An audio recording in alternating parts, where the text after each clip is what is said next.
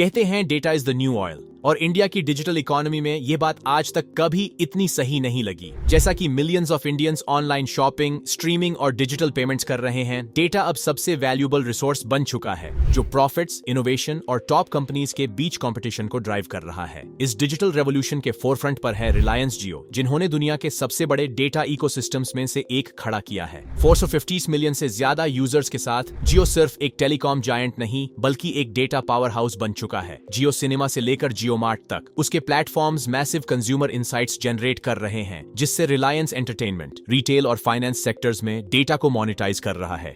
अगला नाम है टाटा कंसल्टेंसी सर्विसेज TCS और इन्फोसिस, जो आर्टिफिशियल इंटेलिजेंस और क्लाउड एनालिटिक्स का यूज करके ग्लोबल एंटरप्राइजेस को अपने डेटा का रियल वैल्यू अनलॉक करने में मदद कर रहे हैं। ये कंपनीज प्रेडिक्टिव मॉडल्स बना रही हैं जो रॉ डेटा को एक्शनेबल बिजनेस इंटेलिजेंस में कन्वर्ट करती हैं और उन्हें $1 ट्रिलियन एनालिटिक्स मार्केट में स्ट्रॉन्ग पोजीशन देती हैं। साथ ही अदानी ग्रुप के डेटा सेंटर वेंचर्स और भारती एयरटेल के extra data secure cloud storage के बढ़ते डिमांड का फायदा उठा रहे हैं, जबकि हैप्पीएस्ट माइंड्स और टेक महिंद्रा डेटा इनसाइट्स को स्केलेबल डिजिटल सर्विसेज में बदल रहे हैं। गवर्नमेंट लेड इनिशिएटिव्स जैसे इंडिया स्टैक और आधार ने भी डेटा ड्रिवन ग्रोथ की स्ट्रॉन्ग फाउंडेशन रखी है, जिसे फिनटेक, हेल्थ टेक और ई गवर्नेंस प्लेटफॉर्म्स को थ्राइव करने का मौका मिला है। AI, IoT और 5G के एक्सपेंशन के साथ डेटा मोनेटाइजेशन और तेज होने वाली है।